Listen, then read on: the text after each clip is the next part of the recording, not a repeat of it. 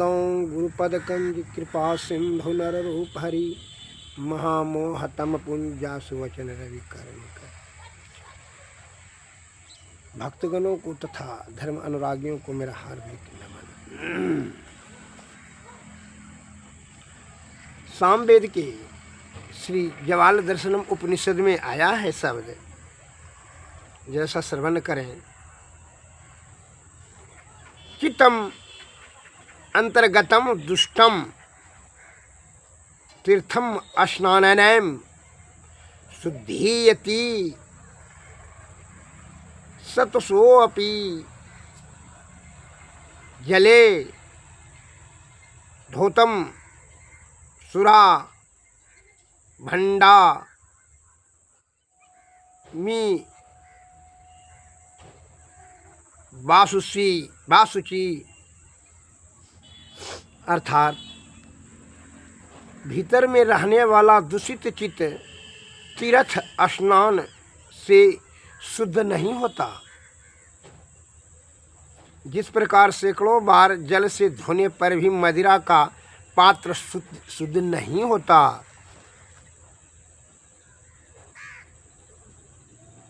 जो दुष्ट बुद्धि है, दुर्बुद्धि है, पाप की प्रवृत्ति करने वाला है, विषया आसक्त कामी है,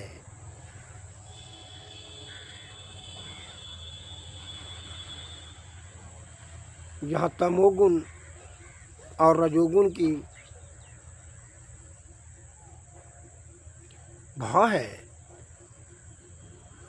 वो तीर्थ में जाए या प्रयाग में जाए, लेकिन उसका हृदय में जल्दी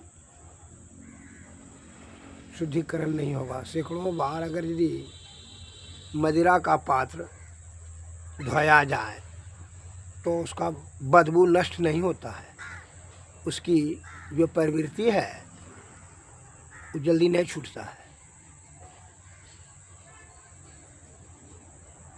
दो भाई थे, छोटका तो बड़ा दुष्ट था, बड़ा चालाकी से बड़ा भाई को कहता है, भैया कि आप यहाँ रहिए, खेती उती करिए, हम आते हैं तीर्थ करके, आप भी सत्संग जाइए करते हैं, तो हमारा भी मन है कि हम भी तीर्थ प्रयाग करने जाएं। तो हाँ ठीक है जाओ। उसके साथ में एक ठो कद्दू दे दिया, तितवा कद्दू, बोला इसको भी साथ में लेते जाओ। 6 महीना के बाद जो है वह तीर्थ करके आया, खेती बाड़ी सब हो गया, अनाज पनाज सब समेट लिया, तब वो आया।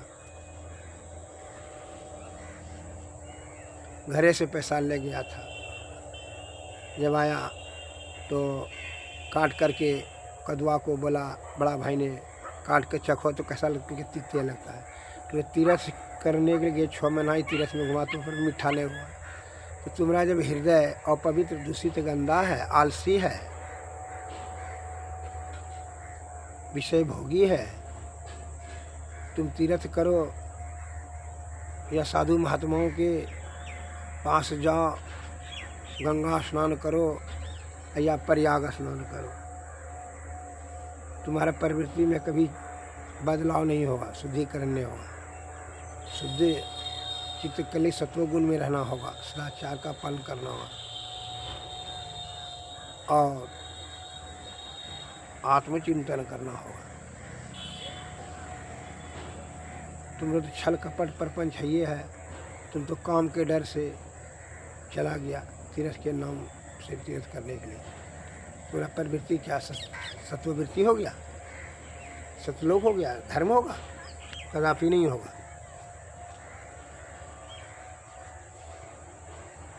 अब खेती बाड़ी हो गया, सब अनाज फसल लूट समेट लिया, तब तू आया है।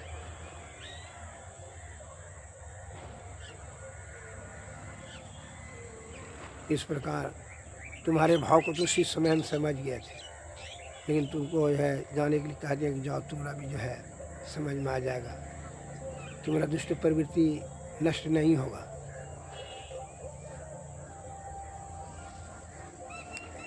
दूसरा एक लघु कथा मैं बता देता हूँ। एक राजा एक बार सैर करने के लिए शहर से बाहर गया। बड़ी कड़ी धूप के कारण से एक खेत में, किसान के खेत में रुक गया। और खेत में गन्ना, बूढ़ी माँ खेत जोग रही थी गन्ना के तारी।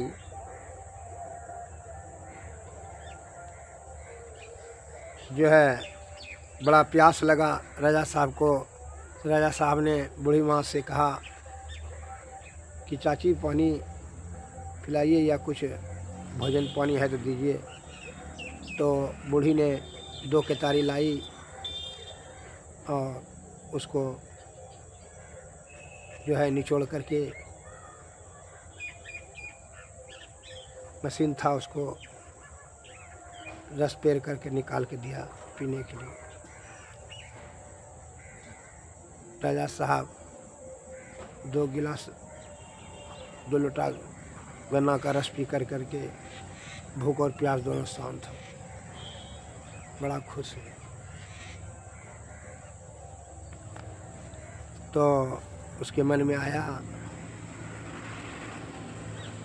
खेत का एक 2 एठो में 2 लोटा रस निकलता है, बहुत ही नफ़ा होता है। तो इसलिए उसने मन में सोचा कि इसके खेत पर जो है कर बढ़ा देना चाहिए, इनकम टैक्स।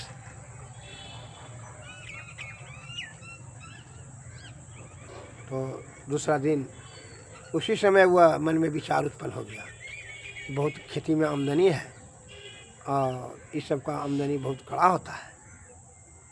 दूसरा दिन या मन में वही इसी में विचार आ गया कि इनकम टैक्स बढ़ाएंगे, कर बढ़ा देंगे। जब 15 दिन के बाद फिर राजा साहब आए, कहा कि बूढ़ी माँ जो है गन्ना का रस पिलाइए। तो उस दिन जो है 4-5 ठो गन्ना काट कर लाई, रस निकाला तो 1 लोटा निकला। कहा उस दिन तो 2 लोटा में 2 गन्ना में जो है 2 लोटा रस निकला, आज 5 गन्ना में 1 लोटा रस निकला, इसका क्या कारण है? तो बूढ़ी माँ बोली, मेरा अनुभव ज्ञान बता रहा है कि हमारे राज्य का जो राजा है, उस बूढ़ी माँ को इस बात का ज्ञान नहीं थी कि ये राजा खुदे है। राजा है तो उसके मन में कुछ खोट हो गया होगा वह कर बढ़ाने का, इसलिए खेत का रस अवशोषित हो गया, सूख गया। धरती का रस जो है वह कम दिया। कहा है कि जब मन में दुष्ट बुद्धि आ जाएगा, लोभ की प्रवृत्ति जाग जाएगी, तो वहाँ पाप उत्पन्न होगा और पाप से क्या होगा? धन और धर्म दोनों की हानि होगी। इसलिए बूढ़ी बोली, मैं दावे के साथ कह सकती हूँ हमारे राजा के दिल में जरूर किसान के प्रति कुटिल भाव उत्पन्न हुआ होगा, इसलिए धरती का रस कम हो गया। तो इस प्रकार राजा साहब बूढ़ी माँ को जो है बात सुन करके शर्मिंदा मने मन बड़ा लाजिम से मुँह छिपाने लगा और बोले कि उस दिन की तरह स्वाद होने लगा और मिठास होने लगा, क्योंकि उस दिन आपको वास्तविक भूख था और आज आप जानबूझ करके जो है हमारे पास आए हैं कुछ और मंतव्य से। यह मंतव्य है आपका कुटिल नीति, यह दुष्ट बुद्धि से, इसीलिए न आपको न बेसी भूख है न श्रद्धा प्रेम है। आप तो पहले से ही मन में विचार कर लिए कि इस खेत में बहुत आमदनी होता है, इसका कर बढ़ाया जाए। इसी का यह दुष्परिणाम हुआ धर्म शक्ति कम हुआ राज्य में तो धन का अभाव होगा, सुख शांति समृद्धि की कमी होगी, यही बात है। तो राजा साहब ने मने मन बड़ा पछताया कि मैं सही बात। जब राजा का हृदय निर्मल शुद्ध पवित्र उपकारी दया करुणा क्षमा भाव रहे, तभी उस राज्य में सुख संपत्ति समृद्धि शांति की दृढ़ता होती है। अतः इसीलिए कहा जाता है कि शुद्ध चित्त जहाँ आत्मा रहेगा तो परमात्मा उसमें वास होगा। और दूषित आत्मा से पूरा सत्संग भजन खूब कीर्तन रात दिन कीजिए, धर्म की प्राप्ति नहीं होगी, न मोक्ष प्राप्त होगा। क्या ज्ञान का वहाँ वास्तविक ज्ञान का ठहराव ही नहीं होगा। विषय में आसक्ति होने के कारण से आपके जो है धर्म का प्रभाव ही सफलीभूत नहीं होगा, विफल हो जाएगा। कहा है पवित्र आत्मा में ही परमात्मा की प्राप्ति होती है। पवित्र आत्मा से जब पुकारते हैं, विषय से उन्मुक्त होकर के, विषय के परे होकर के ईश्वर को स्मरण करते हैं, तो ईश्वर आपके पास में ही। ईश्वर तो संव्याप्त है, कण कण में है। पग बिनु चले सुने बिनु काना, नैन बिनु देखे सारे जहाना। ईश्वर को कहीं ढूंढने की जरूरत नहीं है, बिना पग चलते हैं। पूरा ब्रह्मांड में संव्याप्त है, कण कण में संव्याप्त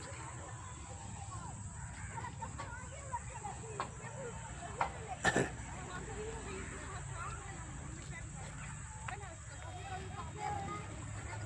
केवल आपको पवित्र आत्मा से उनको पुकारने का की भर देर है, तो आपके पास में ही है। और यही कार्य के लिए प्रकृति ने बड़ी असीम कृपा करके हम लोगों को क्या दिए हैं, यह शरीर बनाई है।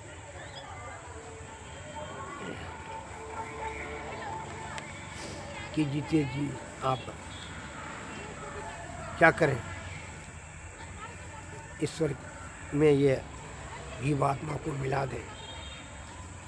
मानस जप मानस ध्यान दृष्टि साधन सूरज शब्द योग।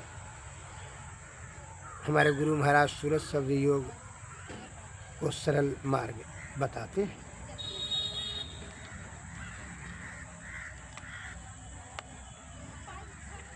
ये सभी की जो है गुरु की कृपा से ही ईश्वर की प्राप्ति होती है।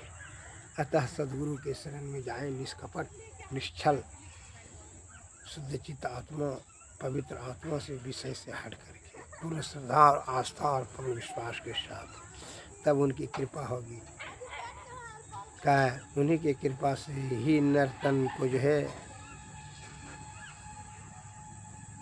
ये 84 लाख योनि से भटकने का प्रक्रिया छिन्न होगा, तभी ईश्वर की प्राप्ति संभव है। इसलिए कहते हैं गुरु महाराज, सतगुरु चरण टहल नित करिए, नर्तन के फल यही है। जुग जुग जग में सोवत बीते, सद्गुरु दिहल जगाए। अंधरी आँखी सुजत रहे नाही, थे पड़े अंधया चेताहे। करी कृपा गुरु भेद बताए।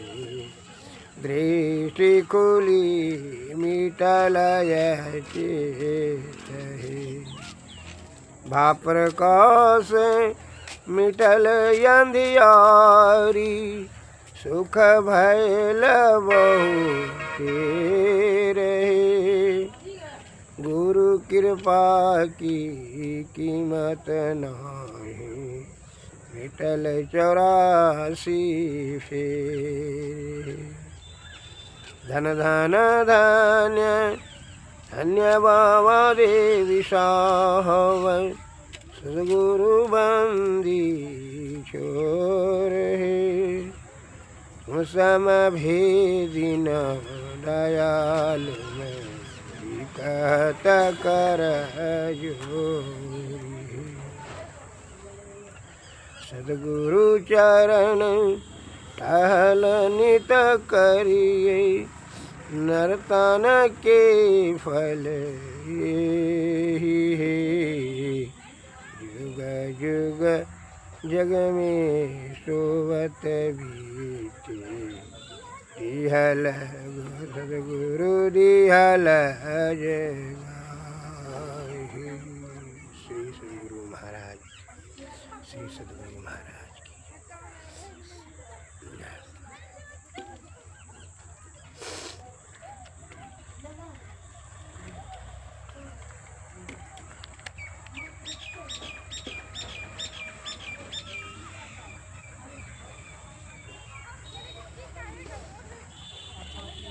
सतपुरुष की आरती कीजिए, हृदय अधर थाल सजीजिए। सतपुरुष की आरती कीजिए, हृदय धर को थाल सजीजिए। दामनी ज्योति झकाझक जाऊं मैं, तारी चंदय लौकिकताओं में। आरती करत हो तयति उजल, ब्रह्म की ज्योति अलौकिक उजल। सन्मुख बिंदु में दृष्टि समावै, अचरज आरती देखन पावे। देव चाक्षुषो अचरज पेखे, या जग सुख तोक्ष करि लेखे। होत महाधुन अनहद केर, सुनत सुरत सुख लात घनेर। सुरत सार सबद में लौंगी, इंड ब्रह्मांड देह सब त्यागी। आत्म अर्पी के भोग लगावहीं, सेवक सेव भाव छूटी जाओ। हम प्रभु प्रभु हम एक ही होई, कैन हृदय तरह नहीं कोई।